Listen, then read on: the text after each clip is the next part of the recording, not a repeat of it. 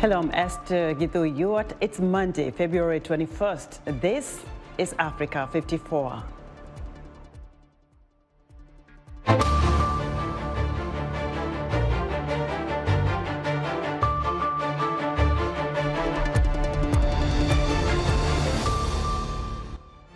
Ethiopia's controversial mega dam starts electricity production.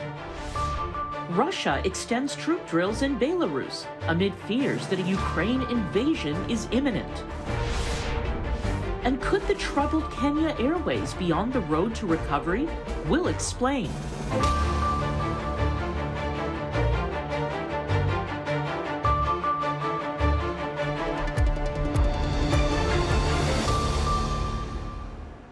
Mali's lawmakers on Monday approved a plan allowing the military junta to rule for up to 5 years, according to AFP.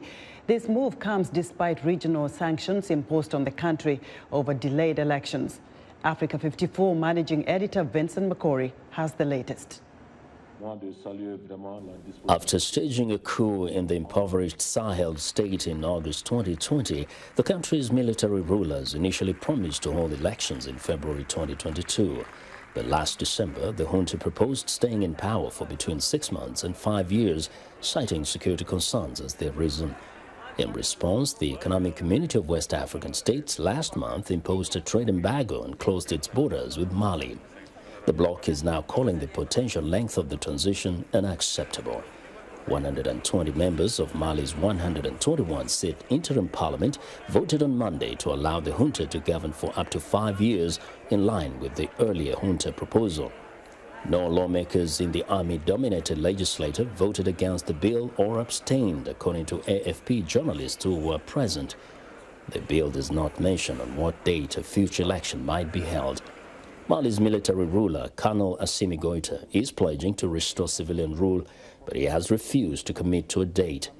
Tensions with the junta contributed to France's announcement last week that it was withdrawing its troops from Mali, which are deployed under the anti-jihadist Barkhane force in the Sahel.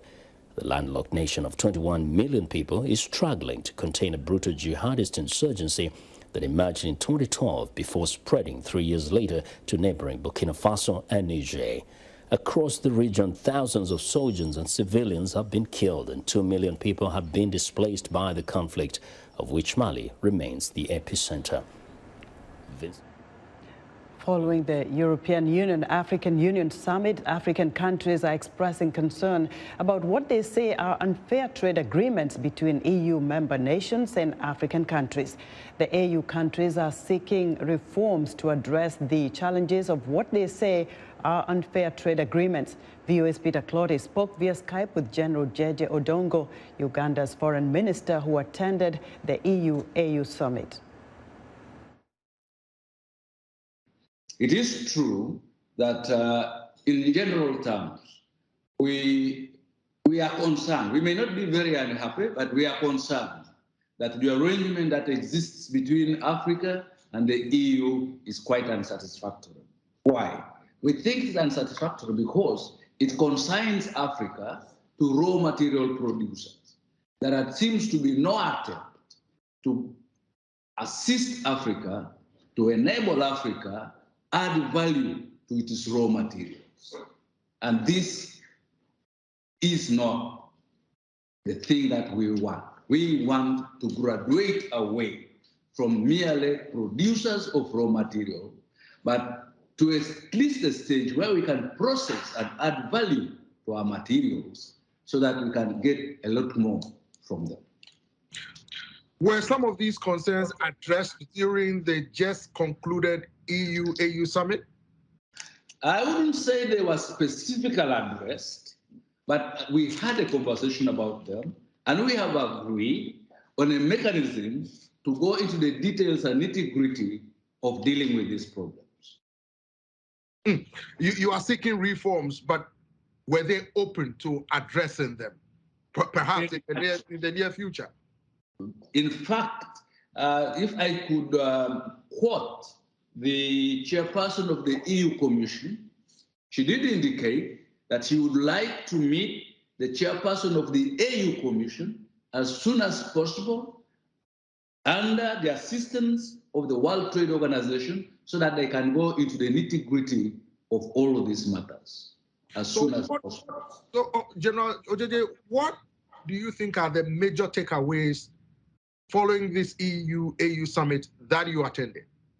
For me, the takeaway is that we have established a new atmosphere, a new rapport, and a willingness on the part of Europe to listen to Africa and consider prioritizing Africa's priorities. That was VOA's Peter Clotty speaking via Skype with General Jeje Odongo, Uganda's foreign minister. Ethiopia has started generating electricity from a controversial mega dam being built on the Blue Nile. Clara Frank has more. The milestone was reached on Sunday morning when one of the 13 turbines of the Grand Ethiopian Renaissance Dam started power generation in an event officiated by Prime Minister Abiy Ahmed. Ethiopia's main concern is the protection of 60% of the people who suffer from darkness, mothers who have never seen an electric light bulb. It is only a matter of protecting the mothers who are carrying firewood on their backs and trying to save them from this poverty. At the same time, I humbly call our brothers, Egypt and Sudan, to stand together for mutual benefit instead of wasting their time, energy and money in trying to thwart this project. When it's completed, the dam will be Africa's largest hydroelectric dam. The dam, which will have a total power generating capacity of 6,500 megawatts, has been a source of tension between Ethiopia, Sudan, and Egypt. The history of this project, Ethiopia has gone through a hard time in realizing this project. There are proxy wars. There are a lot of constraints, delays. So overcoming all these obstacles, we are now on the verge of finalizing the project, where the first phase of this project has been realized today, generating with the early generation units. Ethiopia has already conducted 2 fillings of the dam, but the speed at which it will be filled and the amount of water that will be released during drought seasons remains unsolved. Egypt fears a quick filling of the dam will reduce its share of Nile waters and is seeking a binding legal agreement in case of a dispute. Clara Frank, Washington. Now for more on Ethiopia's controversial move to produce electricity from the Grand Ethiopian Renaissance Dam, I'm joined live via Skype from France by Patrick Ferraz, a geopolitics expert for the Horn of Africa. Patrick, thank you for joining us on Africa 54. Let me begin by asking you, is Ethiopia in violation of the deal signed in 2015 with Sudan and Egypt? Bonjour. Yes, hello. Good morning. Saying that the deal was signed in 2015 was the name was the Declaration of Principles. So it was more a letter of good intentions rather than a specific agreement that would set out a clear path for collaboration. Okay, and the text provides that the 3 states, Sudan, Egypt, and Ethiopia, will cooperate on the basis of equal sovereignty, unity, and territorial integrity of the states, mutual benefit and goodwill in order to reach the better use and protection of the river Nile. So it was very difficult to say that it's in a violation because it was just a declaration of principles. So, and all of any disputes has to be negotiated between the 3 members. But most of the time the negotiation was failed. Now, Prime Minister Abiy Ahmed says he wants to generate electricity for 60% of the population of Ethiopia who live in darkness, and he's spending $1.98 billion on this project. Is this too much for Prime Minister Abiy Ahmed to ask for, to be able to have many of the people in Ethiopia get electricity and have the economy moving forward? It's a very important issue that we have in Ethiopia. The poverty is there. For example, in Addis Ababa, where I was 2 months ago, 40% of the population has no electricity. In the capital of the city of Ethiopia and the African Union also. So it's very dangerous to see that the poverty is there. But he was not at the beginning of the story, because the Great Dam, the idea of the Great Dam, was launched by the Prime Minister Meles Zenawi, who asked a lot for the population to give some salaries every month sometime, and a lot of funds for this the Great Dam. So he's not the only one to have paid that. At the same time, it's an economical issue, very important. But at the same time, we have not to forget that the war in Tigray make that 6 million of people have no electricity because of the war. So it's not the only one economical issue that we have in Ethiopia, unfortunately. Patrick, Sudan has not commented, as far as we know, since Sunday on this issue, but Egypt says this is a first violation by Ethiopia. What do you see as the way forward for the three neighboring countries? I think the same. We have not the same problem with the three countries. It's a national interest for Egypt and Ethiopia. Ethiopia to fight against the poverty of the country, and Egypt to have the water necessary for the country and the life in the country. But for Sudan, it's not so important, and they have so many problems at that time that I think that sometimes they are with Egypt, sometimes with Ethiopia. I think that now, with the main problem that they have in the country, they are more neutral position. So the only one considered is Egypt and Ethiopia, and perhaps they will stay at the same table to try for Egypt, for example, because it's the main interest of Egypt to obtain some concession from Ethiopia in the regularity of the flow of the river Nile for their own needs in Egypt. You've covered the Horn of Africa for quite some time, and you know the three countries have even been coming to the United States. They've had a lot of mediators getting into this issue of the Grand Ethiopian Renaissance Dam. Do you see a solution at this point in time? What I think that it's very important to say that it's an African problem. So we have to see that African Union has to solve the problem with all of its members. We don't need, I think, USA for that. It's typically an African problem, African issue. So they have to find solution. All the time you hear about Africa saying we want African solution for African problem. Now they have a big problem. They have to solve it. Patrick, thank you so much for your insight. Patrick Ferraz is a geopolitics expert for the Horn of Africa. He joined us live via Skype from France. The United States and Egypt on Monday launched a joint work group to prepare for the next UN Climate Change Summit, which the Middle Eastern country will host in November. U.S. Envoy for Climate Change John Kerry says the group's main task is working on the COP27 conference in Egypt's Red Sea resort of Sharm el-Sheikh. He said Egypt has already taken many steps in the preparation for the summit. Kerry said other world tensions, including the ongoing Ukraine crisis, does not change the reality of what is happening every day with respect to our climate.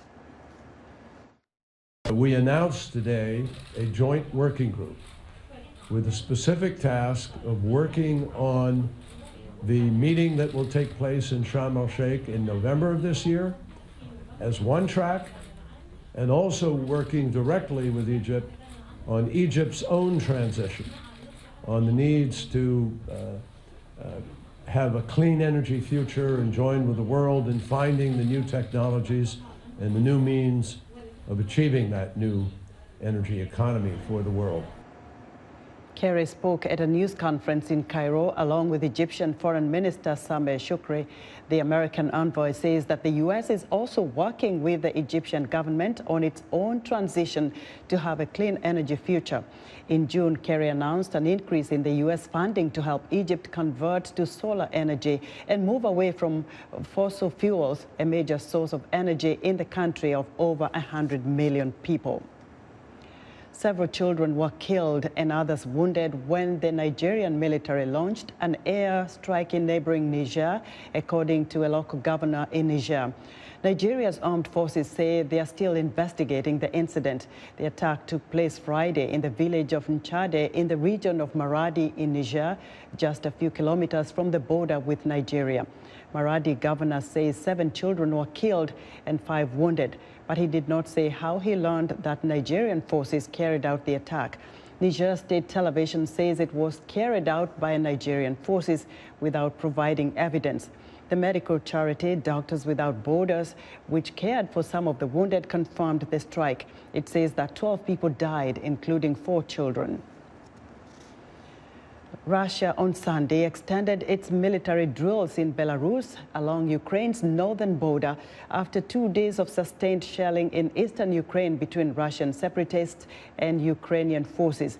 This comes amid U.S. warnings of a Russian invasion of Ukraine, with more than 100,000 Russian troops massed at the border. VOA's Arashar Basadi has more. Recent video from the Russian Defense Ministry shows the launch of a Yars intercontinental ballistic missile fired from Russia. The Kremlin maintains that its military readiness drills and the more than 100,000 soldiers amassed along Ukraine's border pose no threat to its neighbor, which Russia says it has no intention of invading. In the United States, a push for diplomacy continues amid growing calls from Congress to impose crippling sanctions on Russia. Until the tanks are rolling and the planes are in the air, that we're going to try everything we possibly can to get President Putin to reverse the decision we believe he's made. We continue to try to build everything we can to deter him from the course that he's now set on. And until the last minute, there is still an option for him to pull back. And while Russia repeatedly denies allegations it plans to invade its neighbor, shelling this week in eastern Ukraine near areas backed by Russian separatists marks an escalation of tensions. At a recent news conference in Moscow, President Vladimir Putin lashed out at NATO members for not addressing Russia's security concerns, an accusation the United States denies. We can address some of his security concerns. We've given him papers laying those out, and it would really be an easy decision for him. All he has to do is decide to take the diplomatic path. While both publicly pledged there are no plans to invade Ukraine, Russia and its neighbor Belarus continue joint military exercises just north of the Ukrainian border. There is no innovation and there is no such plans.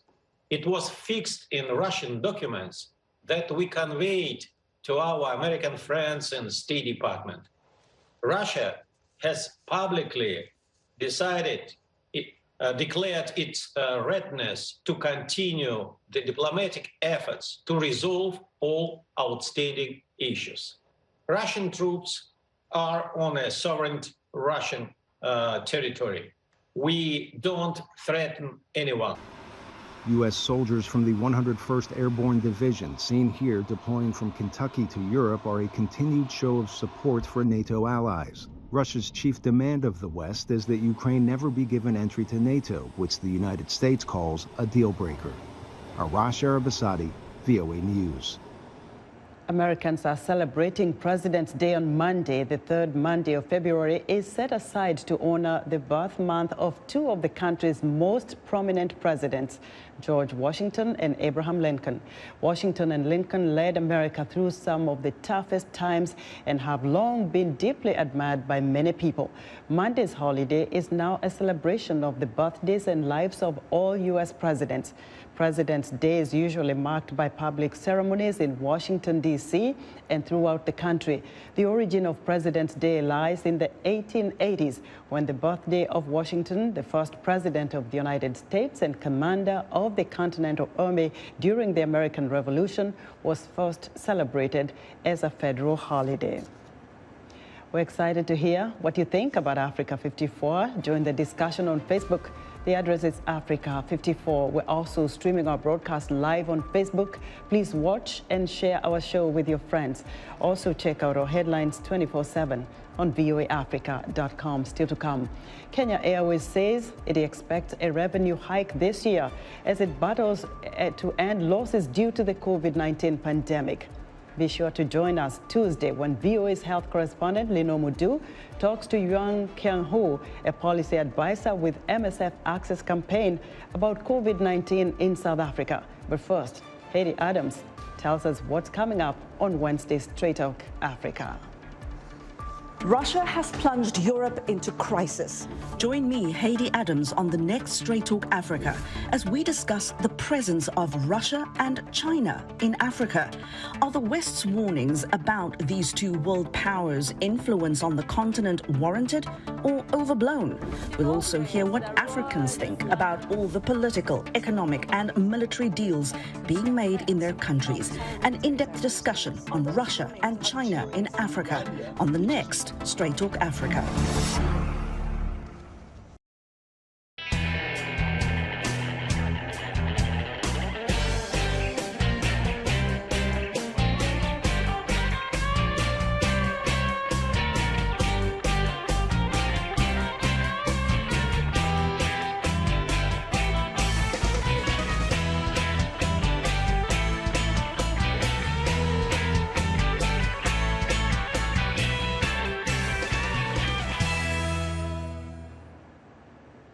Across Africa, air transport is critical in facilitating business, international trade and tourism.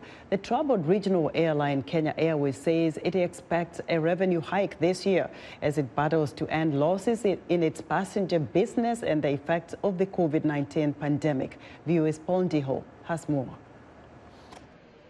The chief executive of Kenya Airways says he expects a 20% raise in revenues this year as it battles to end losses in its passenger business and recover from the COVID-19 pandemic. The Kenyan government has a 48.9% stake in the air carrier. Kenya Airways has watched its revenues plunge by half at the height of the pandemic in 2020 as carriers around the world grounded their planes. We did reducing the cash out from various fronts to our suppliers, renegotiating some of the contracts, especially the lease contracts. We did diversification, including cargo. Even employees participated in terms of taking a deferred pay situation. So we have done quite a lot, particularly for the last 2 years. What now has happened is we need to break the back of what we call legacy issues. Analysts say Kenya Airways slipped into bankruptcy long before the pandemic, mainly due to expansion drive that saddled it with hundreds of millions of dollars in debt to finance the purchase of new planes. If you look at forward bookings, particularly during the summer, they're very promising. So we hope that this trajectory will improve, will continue this way. If I am to take a good guess, I would think that we would replicate our increase, so it will be another 20% increase to last year. Now, this is conditional on there being no further disruptions and restrictions of travel. The International Air Transport Association says air carriers are expected to make significant profits in 2022, but African airlines are projected to lose money simply because of too much competition. For example, Ethiopian Airlines, Africa's success story, leads the continent's air carriers in revenues.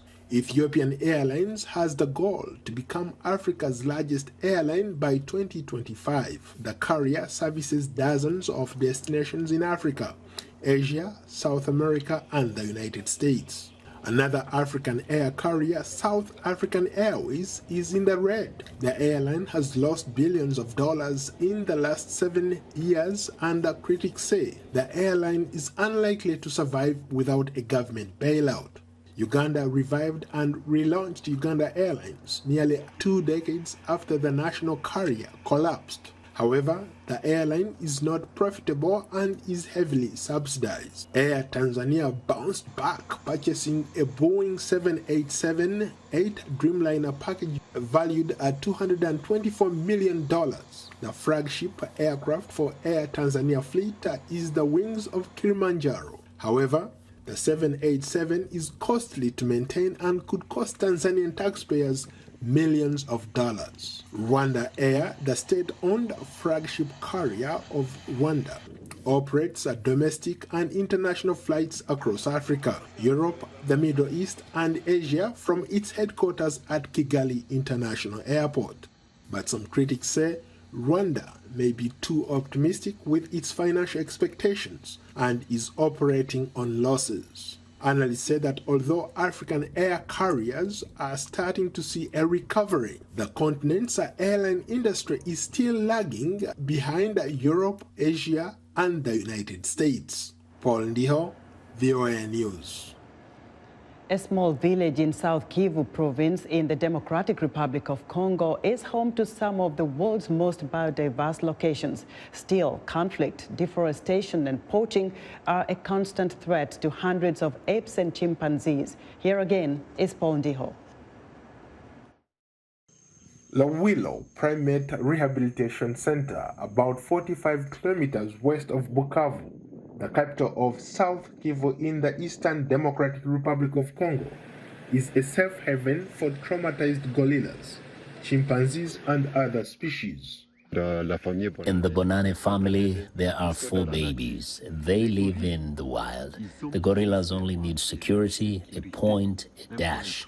If they have security, the gorillas grow very easily and very quickly. Here, apes leap from branch to branch as mother gorillas carry their babies on their backs on their way through the lush reserve of the Primate Rehabilitation Center. To feed them here, we try every day from 9 o'clock. We arrive at 6 a.m. We give them the meatballs, the bananas, and if there is a sick animal, that's when we take the opportunity to give them medicine. Established in 2002 by the Congolese Institute for Nature Conservation, the Research Center for the Natural Sciences takes in chimpanzees, gorillas, bonobos, and other small monkeys that have been orphaned or rescued from poaching in this region. An area that is plagued by insecurity caused by activities of dozens of armed groups. Paul Ndiho, VOA News. Now to end on a happy note and staying in Congo, thanks to a spectacular late equalizing goal in their semi-final against Morocco and a penalty shootout success, the Democratic Republic of Congo qualified for the inaugural boys' final of the African Schools Champions Cup at Mada Stadium in Kinshasa. FIFA President also attended the final day of the inaugural African School Champions Cup. He lauded the beauty of football and predicted a bright future for the tournament that prioritizes education and social development through football. Morocco won the Girls Pan-African Championship. And that's our show for today. Be sure to watch Africa 54 on our website at voaafrica.com. From all of us in Washington, thanks for watching.